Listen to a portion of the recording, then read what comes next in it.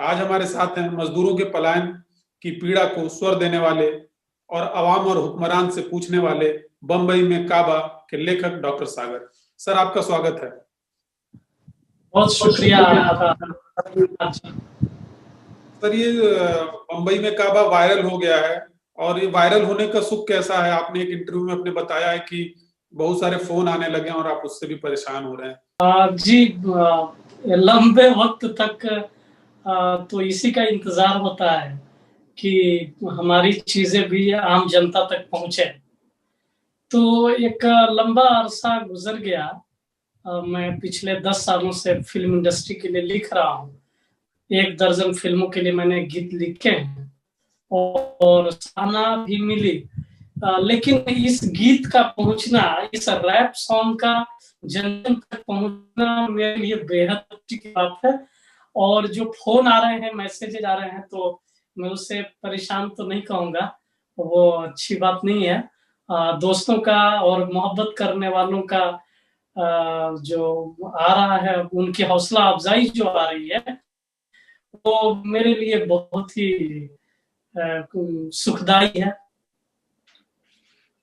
हमने सुना है कि जैसे बॉलीवुड में है, कोई एक चीज जब सुपरहिट हो जाती है, किसी का गाना या फिल्म या तमाम विधाओं में म्यूजिक, तो उसके बाद उसके पास प्रस्तावों की लाइन लग जाती है। आपका ऐसा कुछ तजुर्बा है? 9 तारीख को गाना रिलीज हुआ है और आज 1 महीने से में 2 दिन ही कम है, तो करीब 28 दिनों में आपका कैसा तजुर्बा रहा? मुझे अच्छी जगहों से फोन आए हैं और इस दरमियान मेरी मीटिंग हुई है, बड़े डायरेक्टर्स के साथ मेरी मीटिंग हुई है इधर बीच, और काम मिला है मुझे। इस रैप सॉन्ग के बाद मुझे काम मिले हैं। इस गाने का आपने पहले गाना लिख लिया था या अनुभव सिन्हा के कहने पे? मैंने देखा कि उन्होंने ट्वीट किया था, फिर विमल चंद्र पांडे ने, आप एक इंटरव्यू में आपने बताया है कि आपको कहा कि ऐसा गाना वो ढूंढ रहे हैं, तो गाना आप पहले से लिखे हुए थे, आपके पास था, या इनके कहने पे ही लिखा? मैंने कहने पे ही लिखा था। अनुभव सर से जब मेरी बात हुई विमल चंद्र पांडे जी के हवाले से, तो सर का फोन आया, मैंने मैसेज किया तो सर का फोन आया कि वो, तो उन्होंने एक मुझे ट्रैक दिया था एक्चुअली, और रैप सॉन्ग का जो आइडिया है वो अनुभव सर का ही था। और उसमें वो एक ट्रैक दिए थे, अंग्रेजी गाने का एक मीटर था उनके पास, तो उन्होंने बोला कि इसी मीटर पे अपनी बात आनी चाहिए। तो उस मीटर पे यही बात आ गई एक्चुअली कि ना तो बम्बई में काबा, यहाँ काबा। इस गाने की सिटिंग में, मतलब अनुभव सिन्हा के साथ आप सिटिंग हुई गाने के लिरिक्स में, उन्होंने भी हेल्प किया, या मनोज वाजपेयी के संग सिटिंग हुई गाने की कि ये बोल बदल दो, ये चीज बदल दो? नहीं, वो कोई की गाना जो है, जो लॉकडाउन का मामला था तो उस मुलाकात नहीं हो पा रही थी। फोन पे ही लिख करके व्हाट्सएप कर दिया था मैंने सर को और फाइनल कर दिया था। सर ने तो, अनुभव सर ने तो यहाँ तक कहा कि आप पहले राइटर हैं जिसको मैंने एक बार में पास कर दिया है।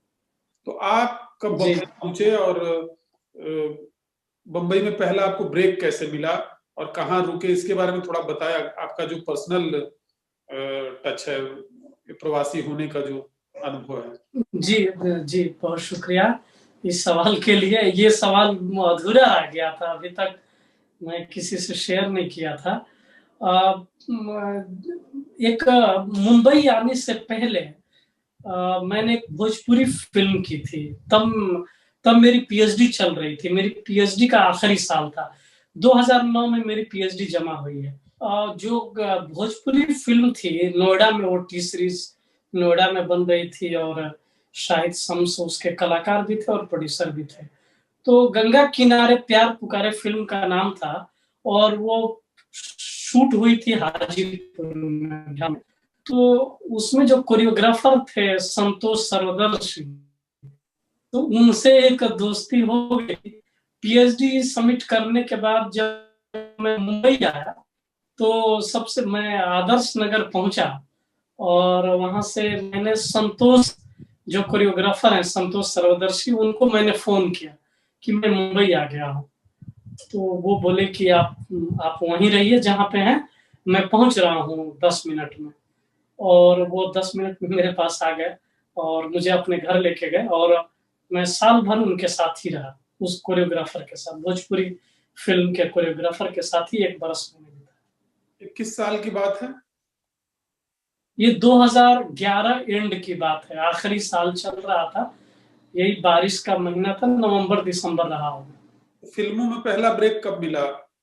किस 2012 में मिला होगा मुझे। तो मतलब जिस साल आए उसी के दरमियान मुझे काम मिल गया था। पहला गाना श्रेया घोषाल ने गाया।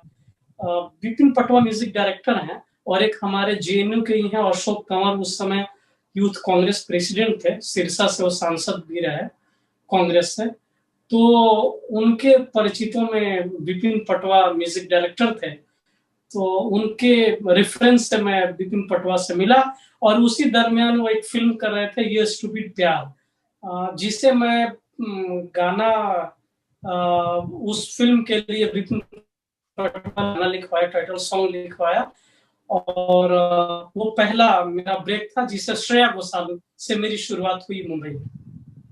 मैं देख रहा हूँ बड़ी फिल्मों में मैं और चार्ल्स आपने 2015 में लिखी थी, तो उसमें कैसे ब्रेक मिला? ये गाना उसी फिल्म के लिए था या दूसरी फिल्म के लिए? हाँ, मैं और चार्ल्स के लिए स्पेशली, मुझे सिचुएशन जब चार्ल्स शोभराज के ऊपर बताया गया, तो वो आइडिया मुझे आ गया कि चार्ल्स शोभराज का जो पूरा कैरेक्टर है उसको समेटने के लिए मेरे जहन में जो लाइनें आई कि काले फसाने लिखता काजल चुरा के वो, खुद को ही याद रखता दुनिया भुला के वो, काले फसाने लिखता काजल चुरा के वो, जिस्म और रूह में वो ऐसे उतर जाएगा, आईना भी देखिए तो वही नजर आएगा, पंखों को काटे पहले फिर वो आजाद करे, नींदों में घुस के मेरे सपने बर्बाद करे। तो विपिन पटवा के साथ मेरी ट्यूनिंग बन गई थी उनके साथ, तो वो मैंने उनके लिए लिखा और वो लेके गए थे। तब भट्ट कैंप में वो फिल्म बन रही थी, तो भट्ट कैंप में वो गाना सेलेक्ट हुआ था, बाद में वो उस कैंप से अलग हो गया तो वो प्रोजेक्ट, और इसीलिए ज्यादा मकबूलियत उस फिल्म को मिली नहीं, मकबूलियत भी नहीं मिली और मेरे गाने को कोई पहचान भी नहीं। ये मैं पूछ रहा था, आपने जेएनयू से पीएचडी की है, एमए एमफिल पीएचडी की है, तो किस टॉपिक पे पीएचडी की है सर? आपका पीएचडी मेरी क्या था? जी पीएचडी का टॉपिक है समकालीन हिंदी कविता में प्रतिरोध, स्त्री काव्य लेखन के विशेष संदर्भ में। तो डॉक्टर गोविंद प्रसाद के अंडर में मेरी पीएचडी है, और कात्यायनी की एक कविता, 2 कविताएं, 7 भाइयों के बीच चंपा और हॉकी खेलती लड़कियां, 2 कविताएं पढ़ने के बाद मेरे मन में आया कि स्त्री काव्य लेखन जो है, खासतौर से जिसमें सविता सिंह है, अनामिका है, कात्यायनी, निर्मला गर्ग, निर्मला पुतुल, तो इन जो कवित्री हैं इनकी कविताओं पे काम करना चाहिए। आप जेएनयू कैसे पहुंचे? आप बीएचयू में पढ़ रहे थे?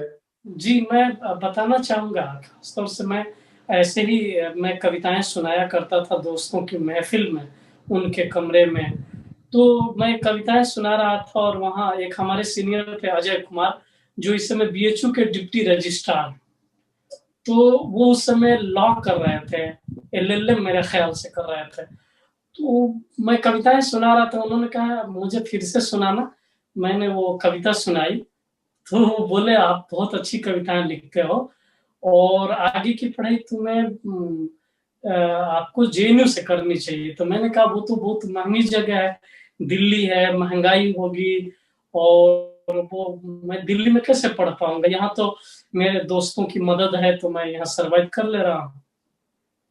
उन्होंने बताया कि बहुत महंगी जगह नहीं है और यूनिवर्सिटी महंगी नहीं है, और उन्होंने फॉर्म खरीदा। मेरे आर्थिक हालात अच्छे नहीं थे, तो अजय कुमार जी ने जेएनयू का फॉर्म खरीदा, फॉर्म भरा, और फिर एग्जाम मेरा दिलाया, जेएनयू एंट्रेंस बनारस में था, और मैं सेलेक्ट हो गया, फिर मैं बनारस से जेएनयू आ गया। तो कैसा तजुर्बा था कि जेएनयू में आने का, शुरुआत का समय, कि आपको लगा कि हाँ कुछ अलग ही तरह के लोग हैं, अलग ही तरह की यहाँ बातें होती हैं, अलग ही तरह का कल्चर होता है। बिल्कुल, ये सही बात है कि बीएचयू के कल्चर में और जेएनयू के कल्चर में बहुत फर्क है।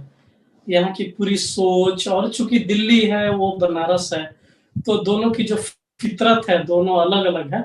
तो बहुत ही अमेजिंग जेएनयू आना, वहाँ के लड़के लड़कियों से मिलना, और पूरा पहनावा और पूरे बात करने का वो अंदाज, सारी चीजें अलग थी। वो रिवोल्यूशन, वो जुलूस का निकलना, वो धरना प्रदर्शन, तो वो एकदम अलग ही माहौल था। बीएचयू और जेएनयू में बहुत ही फर्क था, बहुत एक्साइटिंग था। तो आप गीतकार बनने का कब तय किया था? आप कब से सोचते थे कि नहीं मैं फिल्म गीतकार बनूंगा? जी, मैं कक्षा 2 से कविताएं लिख रहा हूँ, और मैं खास तौर से गीत ही लिख रहा हूँ बचपन से।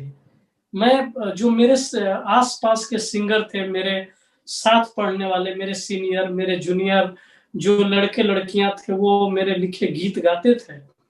तो मैं गीत ही लिखता था, एक्चुअली कविताएं कम ही लिखता था। मैं अपने लिए लिखता ही नहीं था, चूंकि मुझे गाना आता नहीं था, तो मैं अपने लिए लिखता नहीं था। मैं दूसरों के लिए लिखता था, जो मेरे मेरे क्लासमेट्स, और चाहे जूनियर हो या सीनियर हो। तो 6वीं 7वीं क्लास में आके काफी मैं मशहूर हो गया था। मतलब मेरे गीत गाए जाते थे और लोग सुनते थे।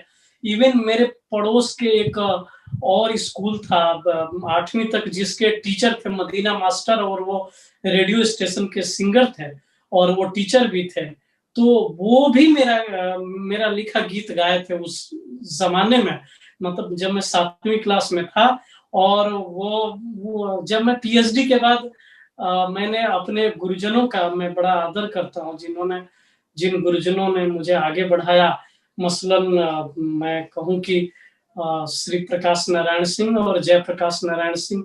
जयप्रकाश नारायण सिंह हमारे प्रिंसिपल थे, मैनेजर थे, और हमारे हिंदी के टीचर थे श्री प्रकाश नारायण सिंह, गोपाल सिंह के नाम से उनको जाना जाता, और सत्यदेव पांडे हमारे अंग्रेजी के टीचर थे।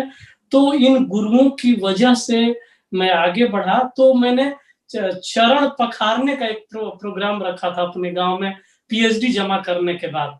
और वो जो कड़क हमारे टीचर थे गोपाल सिंह, जिनका वहां का नाम है, असल नाम श्री प्रकाश नारायण सिंह है।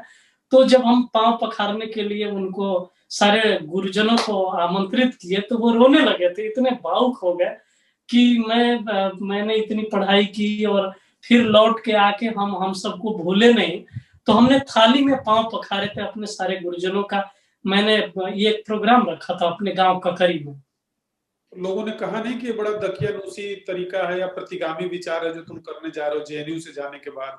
जेएनयू में तो प्रगतिशील विचारों का दबदबा है और गुरुओं का पैर पकड़ना, तो आपकी आलोचना एक्चुअली जेएनयू में किसी ने नहीं कहा। जेएनयू के सब लोगों को बहुत अच्छा लगा कि मैंने ये काम किया है।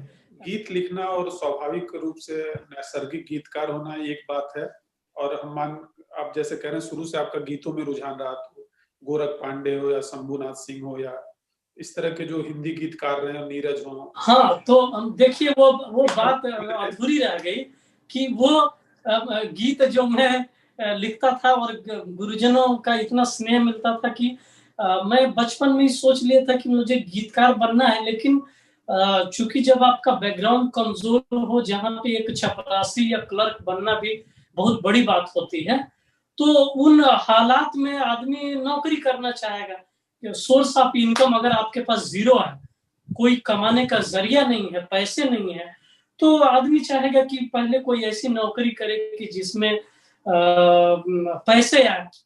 तो मैं सोचता तो था कि गीतकार बनना है, लेकिन वो कोई रास्ता नहीं, मुझे जानकारी थी नहीं कि बॉम्बे में कैसे जाएंगे। और बनारस आकर के थोड़ा सा अच्छे घरों के जो दोस्त, बच्चे, स्टूडेंट्स हैं, जो दोस्त हैं, वो अच्छी अच्छी फैमिली के आए हुए दोस्त हैं। तो उनसे आर्थिक मदद भी हमारी, मेरे रूममेट आलोक कुमार सिंह थे, और वो काफी रिच फैमिली से थे। तो वो जब उनके घर से दाल चावल और सब कुछ आ जाता था, तो खाने पीने का सारा इंतजाम हो जाता था, तो परेशानियां थी नहीं। मेरे रूममेट आलोक कुमार सिंह का तो कहना था कि मतलब सागर भाई हर हाल में जेएनयू का एग्जाम पास करना मेरी इज्जत का सवाल है। तो इस तरह से दोस्तों का मिलना मेरी बहुत बड़ी उपलब्धि है। और फिर जब मैं जेएनयू आता हूँ, जेएनयू आने के बाद एकदम नजरिया चेंज हो जाता है। जैसे हम फिनेंशियली सोचते हैं कि मेरा कैसे खर्च होगा, खर्च कैसे चलेगा मेरा और मेरे परिवार का। एक बड़े परिवार का मैं अकेला कमाने वाला हूँ, 14-15 मेंबरान में के बीच में मैं अकेला आर्थिक उपार्जन जो है वो मुझसे ही होने हैं। तो लेकिन जेएनयू के दोस्त ऑलमोस्ट प्रोफेसर और ब्यूरोक्रेट्स हैं, सारे आईएएस आईपीएस पीसीएस और प्रोफेसर सारे अच्छे पदों पे हैं मेरे क्लासमेट और मेरे तमाम जेएनवाइट्स फ्रेंड्स। तो उनका बहुत सपोर्ट मिला कि आप मुंबई जाओ और जो भी परेशानियां आएंगी हम देखेंगे, तुम्हें परेशानी नहीं आने देंगे। तो उन दोस्तों की हौसला अफजाई से और हिम्मत बनाने से मैं मुंबई आ गया। और मतलब जेएनयू आके मैंने पूरी तरह से फैसला किया कि मुझे फिल्म इंडस्ट्री में ही जाना है, मुझे किसी नौकरी में नहीं जाना। तो लेकिन एमए के बाद एमए किया, फिर एमफिल भी किया, पीएचडी भी कर ली, आप करीब 10 साल जेएनयू में रहे, तो ये नहीं लगा कि हम बेवजह पीएचडी कर रहे हैं या एमफिल कर रहे हैं, अब एमए तक पढ़ाई बहुत हो गई, अब चलते हैं बम्बई? आखिर अब मैं पीएचडी तक की पढ़ाई पूरी करने के बाद गए, जब कोई दो कर गया कि एक तो पढ़ाई से लगाव भी था और जेएनयू की कंफर्टेबिलिटी कि आप अच्छे से वहां खाना खा के और लाइब्रेरी जा सकते हैं, बहुत सुकून के साथ पढ़ाई कर सकते हैं। तो पढ़ाई में एक जो लगन लगी हुई थी, वहां लाइब्रेरी में जाकर के किताबें पढ़ना और उपन्यास बहुत पढ़ गए, उपन्यास और काव्य संग्रह और कहानियां। तो पढ़ने का जो वो कंफर्ट जोन था, उस कंफर्ट जोन से निकलना थोड़ा कठिन है। आपको सुकून से पढ़ने को मिले और खाने को मिले तो छोड़ने में तकलीफ होती है। और एक सिक्योरिटी का भी मामला था, मैं जानता तो था नहीं कि मुंबई जाकर के मुझे काम मिलने लगेगा और पैसे मिलने लगेंगे, ये तो मैं जानता नहीं था। तो मैंने पीएचडी की कि मैं सेफ जोन में रहूं, मैं बिल्कुल अनसेफ मुंबई नहीं आना चाहता था। मेरी पीएचडी रहेगी ताकि मुझे नौकरी भी मिल जाए। कभी आप किसी यूनिवर्सिटी में प्रोफेसरशिप की जॉब मिले तो आप चले जाएंगे? हम जिस साल हमने एमफिल की थी तो हमारी एलिजिबिलिटी थी असिस्टेंट प्रोफेसर बनने की। तो उस दरमियान हमने इंटरव्यू भी दिए थे 1-2 कॉलेज में। मेरे ख्याल से शिवाजी कॉलेज में मैंने इंटरव्यू दिया था और फिर इग्नू के लिए मैंने इग्नू में गेल वोमेट के अंडर में अम्बेडकर चेयर में मैंने 3 महीने तक एडहॉक के तौर पे नौकरी भी की, 3 महीने वो वहां से। और जो सैलरी मिली एक्चुअली उसी सैलरी से हम मुंबई आए थे, फिर मैंने छोड़ दिया था वहां से करके। आपका पसंदीदा गीतकार कौन है? मेरे पसंदीदा खास तौर से मैं साहिर साहब को ही मानता हूँ। मेरी पीएचडी मैंने साहिर साहब को समर्पित की है। और मैं शैलेंद्र भी मेरे प्रिय हैं, साहिर साहब, शैलेंद्र, मजरू सुल्तानपुरी, ये तमाम गीतकार हैं जो तमाम लोग हैं, लेकिन साहिर साहब को इसलिए नंबर 1 पे रखता हूँ कि तू जिंदा है। तो साहिर और शैलेंद्र दोनों ही इसलिए प्रिय हैं कि इन काली सदियों के सर से जब रात का आंचल ढलकेगा, जब दुख के बादल पिघलेंगे, जब सुख का सागर छलकेगा, जब अंबर झूम के नाचेगा, जब धरती नगमे गाएगी, वो सुबह कभी तो आएगी, वो सुबह कभी तो आएगी। तो ये गीत हम लोग गाते थे। या तू जिंदा है तू जिंदगी की जीत पर यकीन कर, अगर कहीं है स्वर्ग तो उतार ला जमीन पर, तू जिंदा है तू जिंदा है। तो इन प्रोग्रेसिव गीतों को हम गाते हुए पढ़ते लिखते रहे तो इनसे ज्यादा मोहब्बत है अपने को। चाहे मजरू साहब का सुतूने दार पर रखते चलो सरों के चराग, जहां तलक के सितम की सियाह रात चले। तो इन तमाम प्रोग्रेसिव गीतकारों को सुनते गाते हुए हमने अपनी पढ़ाई पूरी की है, तो इन सब से बहुत मोहब्बत है हमें। तो समकालीन गीतकारों में आपको कोई पसंदीदा? अपने साथियों के कमेंट करना थोड़ा सा असहज भी कर सकता है, लेकिन आप अब मैं तो देखिए समकालीन गीतकारों कुछ छोड़ के। खास तौर से जो हमारे सीनियर नहीं, जैसे इरशाद कामिल, अमिताभ भट्टाचार्य, स्वानंद किरकिरे, प्रसून जोशी और कौसर मुनीर, वरुण ग्रोवर, कुमार, ये तमाम जो गीतकार हैं मुझे सब लोग बहुत पसंद है। और खास तौर से मैं कहूँ तो इरशाद कामिल और अमिताभ भट्टाचार्य मेरे प्रिय गीतकार हैं। इरशाद कामिल तो खुद वो हिंदी साहित्य में पीएचडी हैं और उनका गजब का है, मतलब साहित्य को बहुत ढंग से वो लाए। और अमिताभ भट्टाचार्य क्या है कि सब पे उनका बैलेंस है। वो क्लास में भी अगर आते हैं, जैसे लुटेरा के गाने हैं, हवा के झोंके आज मौसमों से रूठ गए, गुलों की शोखी आके भौरे आज लूट गए, संवार लूं। या इरशाद कामिल के तो तमाम गीत आप देखे हैं कि मांगा जो मेरा है जाता क्या तेरा है, मैंने कौन सी तुमसे जन्नत मांग ली। तो जो पोएट्री को स्टेब्लिश किया है इन लोगों ने, वो बहुत कमाल है। और मैं खास तौर से मैं कहूँगा कि अभी जो लोग लिख रहे हैं, जिसमें पुनीत शर्मा हैं और राजशेखर हैं, ये लोग ये साथी हैं, बहुत सारे लोग हैं जिनका नाम बाय द वे किसी का नहीं याद आ रहा होगा, तो लेकिन बहुत सारे लोग हैं जो लिख रहे हैं, अच्छा कर रहे हैं, और मैं भी इसी सर्कल में हूँ। संगीतकारों में आपका मौजूदा जो संगीतकार हैं, उनमें से आप कई बड़े संगीतकारों के संग तो काम कर चुके हैं, लेकिन कौन आपका पसंदीदा और किसके संग आपकी काम करने की ख्वाहिश है, चाहत है कि इनके संग मैं काम करूं? तमाम लोग अच्छा कर रहे हैं, जिसमें खास तौर से विपिन पटवा के साथ मैंने ज्यादा काम किया है और उनकी धुनें मुझे बेहद पसंद है।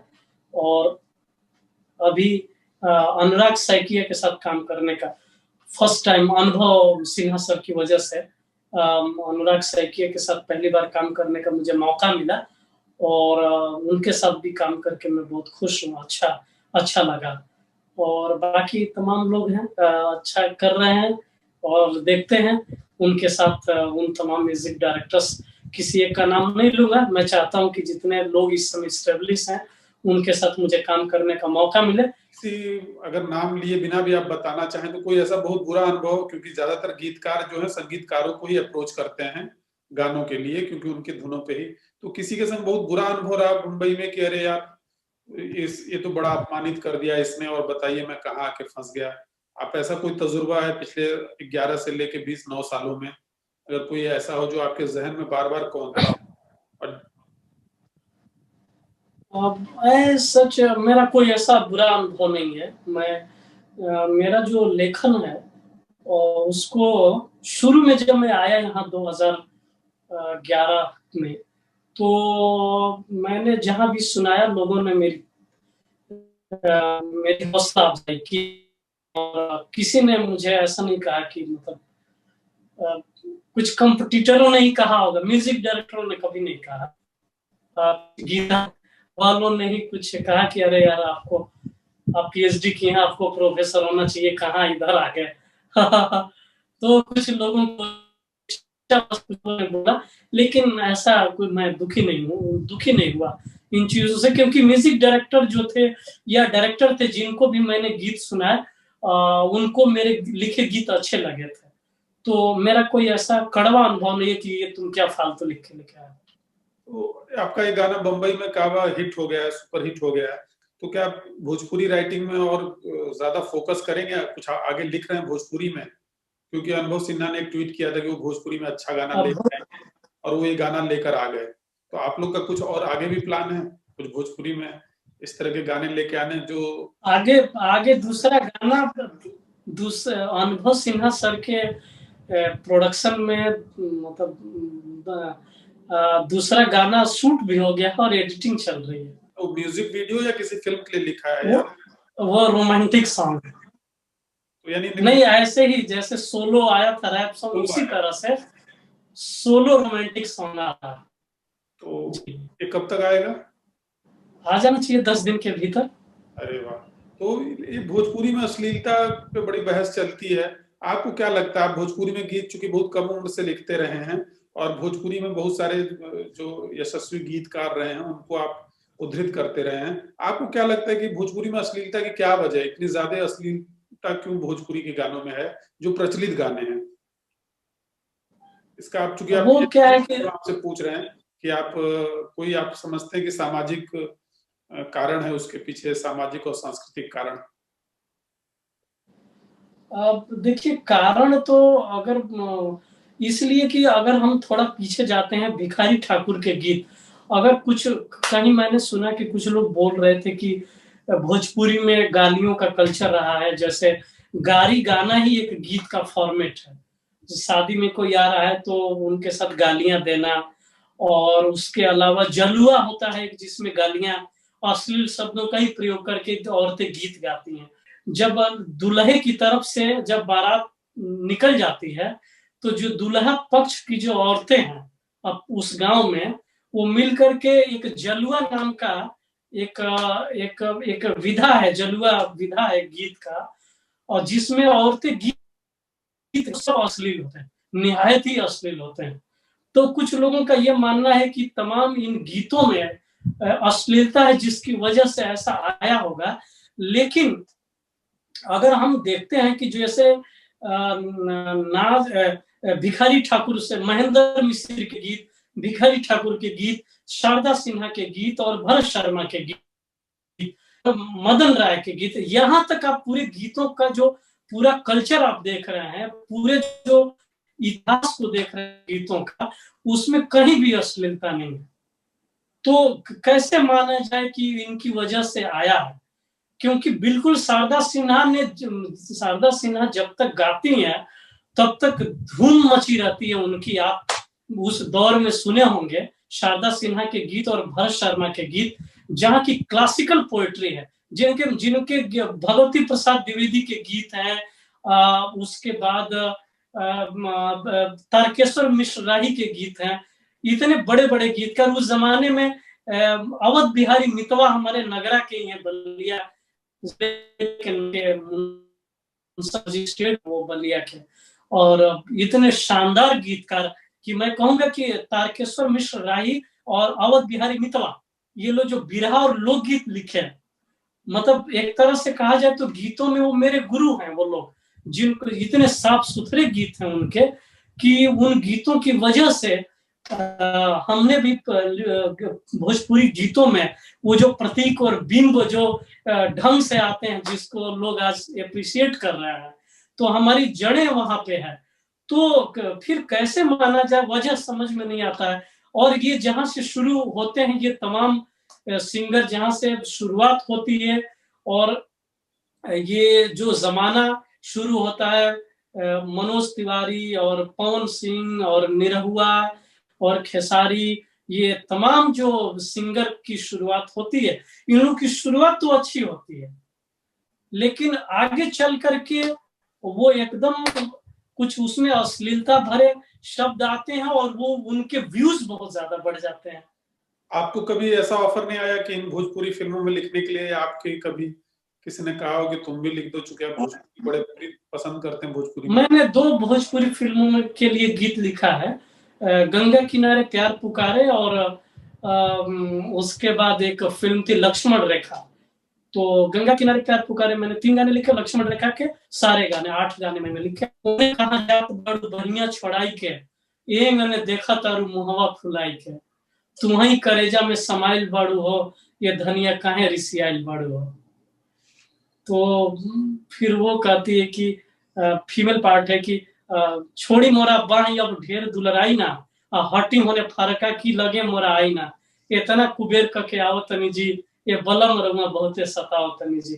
तो मेरे गीत इसी शक्ल में आए हैं। चाहे गौवा के पूरब में फूटल किरनिया, होला सुहावन बिहान रे, मोरे गौवा के जागल किसान रे।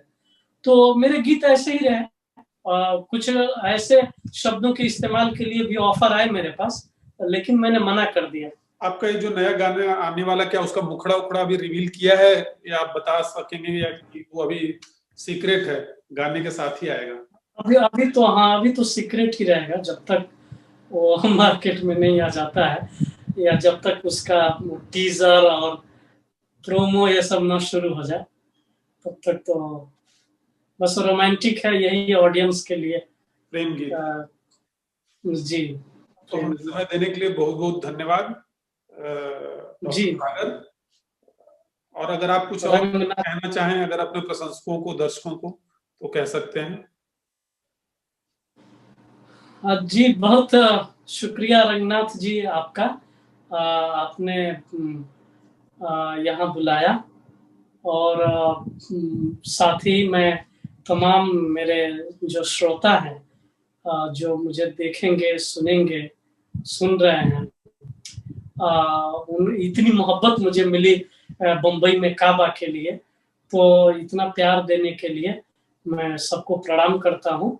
और मैं चाहता हूँ कि मेरा जो आने वाला गीत है, खास तौर से एक रोमांटिक है, और जिसमें मेल जो है फीमेल से, अपनी हीरोइन से कुछ कहता है, और वो कहता है तो मैं चाहता हूं कि पूरे जमाने में ये गीत फैल जाए, और हर रोमांस करने वाला, प्यार करने वाला अपने महबूब से मेरे गीत को गा के इजहार करे। बस यही कहना चाहूंगा। और तमाम रंगनाथ जी आपका प्रणाम, और तमाम श्रोताओं को सादर प्रणाम मेरी तरफ से।